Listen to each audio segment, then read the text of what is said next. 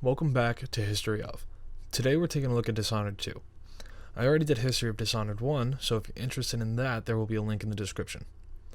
Anyway, Dishonored 2 opens up with a tutorial of Corvo training Emily. He shows you how to run, crawl, swim, sneak, and fight. You know, the normal stuff you teach a kid. Once you're done choking out your father, the game finally opens up and you find out this game takes place 15 years later, and there's an assassin going around killing your enemies and making it seem like it was Corvo back in the day. After a cool still photo sequence, you're now at a celebration for your dead mother's assassination because that makes complete sense. Who doesn't celebrate their dead mother? Here you get introduced to the Duke of Circona, Luca Abel, and then he introduces a woman who claims to be the old Empress's sister, Delilah Caldwin. Corvo attacks Delilah after she threatens you, and as a rebuttal, she steals Corvo's magic. At this point, you get to choose who you want to play, Corvo or Emily. Canonically, Emily is the main character, so for this video, I chose her, even though I usually play as Corvo. Whoever you don't choose gets turned into stone and is held captive by Delilah in the throne room. Emily then gets taken and locked in a room where she makes her escape through a window where every single ledge is basically the same and is eligible for people to climb on. The main captain of your empire, Captain Ramsey, sided with Delilah in her coup and then kills Mayhew, who is so irrelevant, it doesn't even matter that she died and has zero impact on you at all. After taking out Captain Ramsey and getting back your stolen ring, you take him to a hidden safe room that's in your room, and then you lock him in there with a crap ton of gold, and some food and water, but more importantly the gold. And you leave him there to meet someone who was at the docks who was originally looking for Corvo. This is where you meet Megan Foster, the modern-day Samuel, although she isn't as suave as good old Sam. Foster then tells you she works with Anton Sokolov, who you should remember from the first game, and tells you what you already know about Delilah and her coup. She then takes you to Karnaca, which is where the main game takes place, but it's a very long journey, so you decide to take some rest. This is where you get a visit from an old friend, the Outsider, and you get another sick tattoo on the same hand, and you gain your first power and a heart to tell you where power-ups are. And yes, instead of your dead love interest's heart, it's now your dead mother's heart. Now let's take a look at your new powers that you're able to get. First, you have Domino, where you can link enemies together, so if you knock one out or kill one, all the others that are linked also get the same fate.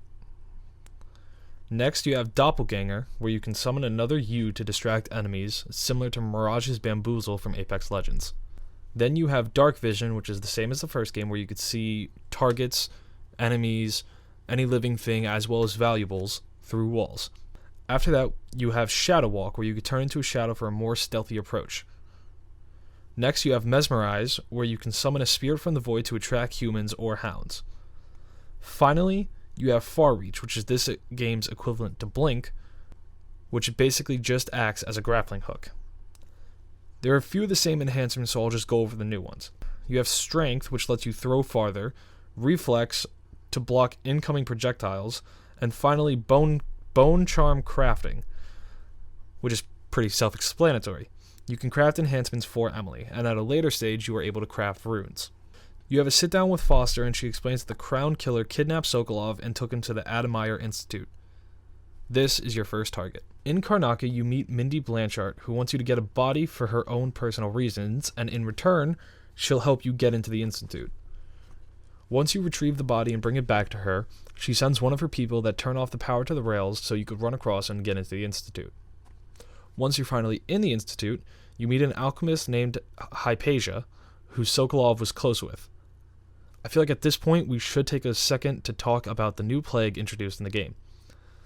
In this game, Bloodflies carry some form of a plague just as well as the rats did in the first game. However, this plague isn't as big as a deal as it was in the first game. The flies like to build their nests in dead bodies and as well as abandoned houses. These bugs are native to Circonos, unlike the rats who came from Pandesia. Bloodflies spread what is called the bloodfly fever, which makes the victims compelled to treat and protect the bloodfly nest before they die. Once they die, they become part of a new nest. It's a very circle of life, Lion King kind of stuff, you know. Eventually, in a bloodfly's life, their wings fall off and turn into beetles, which are helpful agriculturally. The origination of these bugs are unclear, but some hypothesize that they come from the Weepers from the first game, who are known to have parasitic insects around them, and the parasitic insects from the Weepers share very similar traits and characteristics of these Bloodflies. Those insects would then evolve and no longer need the Weepers to survive. There is a way to kill these creatures, though. You gotta use fire. These things burn up like beard hair that get way too close to, well, a fire. Now back to the game. In the Institute, you find an audiograph in Hypatia's office saying that she keeps blacking out and the Duke has her on lockdown. You find out Hypatia isn't in her office and is in a Bloodfly located area, and you find Vasco, a person who tells you Hypatia isn't herself because she was poisoned by the Duke and it made her lose her mind and turn into someone else, the Crown Killer. You're able to cure her, or you could just kill her, but, just like the first game, canonically, Emily doesn't kill anyone. It's very boring. If you want to save her, you take Vasco's notes and make a cure. After leaving the Institute, your next target is Kieran Jindash, the royal inventor who makes a bunch of Terminator-style robots without the time travel. After going through a mansion puzzle killing robots, you free Sokolov and then go after Jindash and place him in an electric chair. But it has little power, so you spend way too much time shifting the room around so it gains the power that it's needed. You need to set it to optics and anatomy if you want to do this quicker. After taking Sokolov back to your boat, he tells you that Brianna Ashworth is your next target because she was basically the architect of Delilah's coup, and is building a device called the Oraculum. Once you find Ashworth, you can pull Delilah and take all of her powers, rendering her useless, thus completing your mission. You do this by basically tampering with the Oraculum and putting lenses in it that just absorb all of her power, and she feels worthless. Going back to the skiff, Foster reveals some of her past, saying she's bought into Delilah's ideals, and she did things that she regrets, giving us some insight on who she was. Information gathered from the last few missions revealed that Delilah is immortal. You decide to go to the Dust District, where you could see a gang war going on between the Howlers and the Overseers. Whoever's leader that you kill, the other side will help you figure out a puzzle where you could basically just figure it out yourself by going to some other guy and stealing his notes. While in your next target's house, you don't have powers because, and I quote, you feel drained. You don't find out the real reason till later on in the mission, but I always thought that was stupid. The real reason is because Delilah was able to cast out magic. When you talk to Stilton, your target who isn't a kill target, more of an information target, the outsider gives you an item to let you see into the past by actually going into the past. You only get it throughout this mission, but it would have been cool to see it used in other missions. This object lets you go 3 years into the past to where Delilah first came back to Dunwall. After some really cool time travel puzzles, you see a meeting between Delilah and her followers, and they perform a ritual to bring Delilah out from the void and into the real world. When Delilah came back from the ritual, she felt your presence and relayed a message to you of what was going to happen 3 years in the past. But by the time that you received the message, everything already happened, so it was kind of useless, but it was cool that she came back, and that was her first thought, was that she was going to reclaim the throne. Not really reclaim, but you know what I mean. Stilton had a lot of doubts, so they locked him in the house, but more importantly, Delilah's soul is trapped in a stone statue. Your next mission is to eliminate the Duke.